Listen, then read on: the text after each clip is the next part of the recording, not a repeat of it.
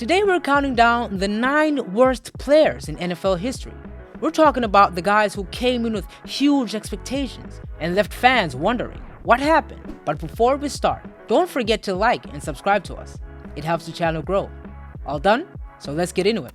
Kicking off our list at number 9 is Akili Smith. Drafted 3rd overall by the Cincinnati Bengals in 1999, Smith was supposed to be the franchise quarterback the team had been desperately searching for. Coming out of Oregon, he was a sensation. His college stats were solid, and his potential seemed limitless. The Bengals were confident in his abilities, and they turned down an unprecedented offer of 9 draft picks from the New Orleans Saints just to keep the 3rd pick and select Smith.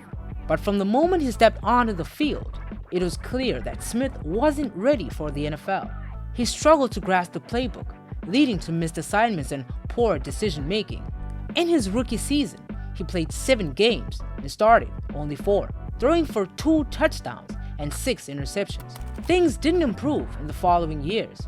Despite being given multiple chances to prove himself, he ended his career with a dismal 3-14 record as a starter, just 5 touchdowns and 13 interceptions. By 2002, just 3 years after he was drafted, the Bengals released him, officially marking one of the biggest draft failures in their history. I still cringe at the thought of what could have been if the team had just accepted the trade deal. Next up, at number 8, we have Joey Harrington. Drafted 3rd overall by the Detroit Lions in 2002, Harrington was the guy who was supposed to bring hope to a franchise that had been struggling for years. During his college career, Harrington was dubbed Captain Comeback because of his knack for leading Oregon to victory in tight games. The Lions were desperate for a quarterback who could turn things around, and they thought Harrington was the answer. Unfortunately, his NFL career was defined by inconsistency and turnovers. Harrington had a strong arm, but he often made poor decisions and struggled with accuracy, throwing more interceptions than touchdowns in several seasons. In his second year, he led the league in interceptions with 22, and even after he was traded to Miami and later played in Atlanta, the turnover issues followed him everywhere he went. Harrington finished his career with a 26-50 record as a starter, with just 1 season where he had more touchdowns than interceptions. He completed 56.1% of his passes for 79 touchdowns and 85 interceptions over his career. Not exactly what the Lions had in mind when they drafted him. I would describe him as a player who had the physical tools but just couldn't put it all together on the field, and his time in the NFL became a frustrating series of missed opportunities. Sliding into number 7 is Heath Schuler. Drafted by the Washington Redskins with the 3rd overall pick in 1994, Schuler was coming off a stellar college career at Tennessee, where he was known for his strong arm and athleticism. But the problem started early. Schuler was thrown into the starting lineup as a rookie, and it was immediately clear that he wasn't ready. He struggled with accuracy, throwing 10 touchdowns to 12 interceptions, and ended his rookie season with a 1-7 record. His throwing mechanics were often criticized, and he had a hard time adapting to the speed and complexity of NFL defenses. Things didn't improve the following year, and after 5 starts with just 3 touchdowns and 7 interceptions, the Redskins benched him. Eventually, he was traded to the New Orleans Saints, where his play somehow got even worse, throwing 14 interceptions to just 2 touchdowns.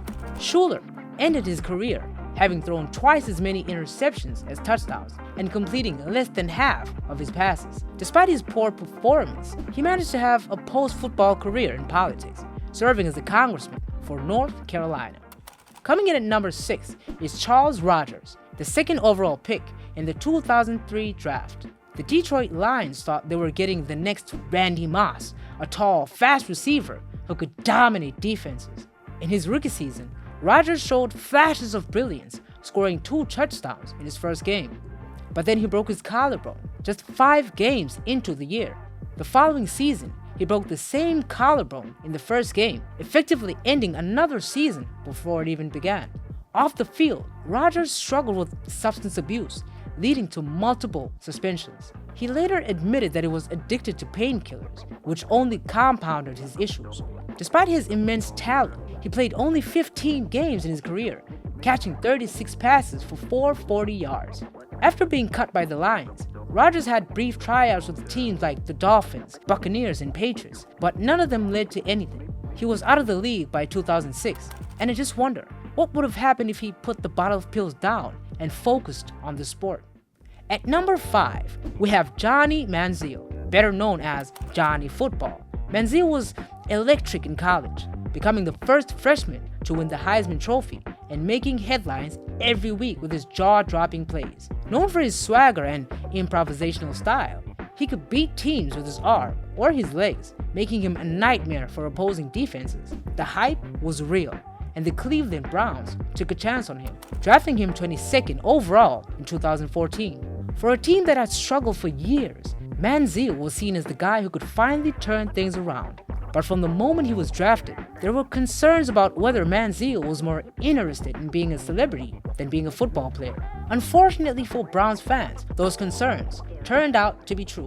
Manziel struggled to learn the playbook, and his erratic improvisational style didn't translate well to the NFL. He was constantly running out of the pocket, often making risky throws and bad decisions. Off the field, reports of partying, gambling, and even a stint in rehab overshadows his rookie season. Stories of him hanging out with celebrities like LeBron James and Drake became more frequent than stories about his performance on the field. By his second year, he was barely on the field, and the Browns cut him loose after just 2 seasons. Manziel played 14 games, threw 7 touchdowns, 7 interceptions, and never got another shot in the NFL. Now we're into the top 4. And who better to kick it off than JaMarcus Russell, arguably the biggest draft bust in NFL history. The Oakland Raiders took Russell with the first overall pick in 2007, and they were confident he was going to turn their franchise around. He had a cannon of an arm. He was big, strong, and could throw the ball 70 yards from his knees. That kind of physical talent was rare, and scouts were drooling over their potential.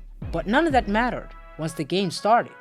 Russell's time in the NFL was defined by poor preparation and even poorer performance. He held out during training camp over his contract, which set him back from the start. When he finally got on the field, it was obvious he wasn't ready. He couldn't read defenses, his accuracy was terrible, and his work ethic was non-existent. In fact, it got so bad that Raiders coaches famously sent him home with blank tapes to see if he was studying the playbook. The next day, Russell said he watched the blitz packages, proving he wasn't even looking at them. He ended his career with 18 touchdowns, 23 interceptions, and 25 fumbles, going 7-18 as a starter. I believe there were reports of him showing up to training camp overweight, at times tipping the scales at over 300 pounds, but don't quote me on this. Taking the 3rd spot is Chris Weinke, who had one of the most unusual paths to the NFL. Weinke was actually a professional baseball player before he went to college, which is why he didn't enter the NFL until he was 28 years old. The Carolina Panthers took him in the 4th round of the 2001 draft, and he immediately became their starting quarterback. For a rookie, Weinke's situation was unique. Not many players make their debut at an age when most quarterbacks are already in their prime. After winning his first game, he went on to lose 14 straight, setting an NFL record for the most consecutive losses by a starting quarterback in a single season. Over his career, he finished with a 2-8 record as a starter, 15 touchdowns, and 26 interceptions. After a brief stint with the 49ers, where he was called in due to a string of injuries to their starting QBs, his NFL career was over. The most puzzling part of Weinke's career, in my opinion, was that he showed flashes of potential in college, leading Florida State to a national championship and winning the Heisman Trophy. Coming in at number 2 is Ryan Leaf, the poster boy for draft busts. In the 1998 NFL Draft, there was a serious debate about whether the Indianapolis Colts should pick Peyton Manning or Ryan Leaf. The Chargers ended up with Leaf, and Leaf's rookie season was a disaster. He threw 2 touchdowns and 15 interceptions, often looking lost on the field. He was benched multiple times, and his performances were marred by erratic play and poor decision-making. But it wasn't just his play that was the problem. Leaf was known for his terrible attitude. He fought with reporters, coaches, and even his teammates, which only added to the chaos. I think at one point he famously shouted at a reporter in the locker room, telling him to knock it off, creating one of the most infamous meltdowns in NFL history. After being cut by the Chargers, he had short stints with the Buccaneers, Cowboys, and Seahawks, but none of them lasted. Lee finished his career with a 4-17 record, 14 touchdowns, and 36 interceptions. I label him the second worst draft pick in history, and you're not ready for number 1. And here we are, number 1 on the list, Tim Couch. The Cleveland Browns selected Couch with the first overall pick in the 1999 draft, and he was supposed to be the face of the franchise as they re-entered the league. Couch had an impressive college career at Kentucky, where he set multiple SEC records and was known for his quick release and accuracy. The Browns' offensive line was terrible, and Couch spent more time on his back than he did completing passes. Despite some flashes of potential, he just couldn't overcome the constant pressure and injuries. During his time in Cleveland, Couch was sacked 166 times in just 5 seasons. The Browns changed coaches multiple times, and there was never any consistency in offense. While Couch had the talent, he was thrown into a situation that set him up to fail. Couch finished his time in Cleveland with a 22-37 record as a starter, and after a failed attempt to catch on with the Packers, his career was over. I think it's just a sad story of a player who had the tools but was never given a real chance to succeed. If Couch had been drafted by a more stable team with a solid line, who knows how his career might have turned out. But 166 sacks, that's a lot. Let us know in the comments if there's anyone you think we missed. And don't forget to like, subscribe, and hit that bell so you never miss a video.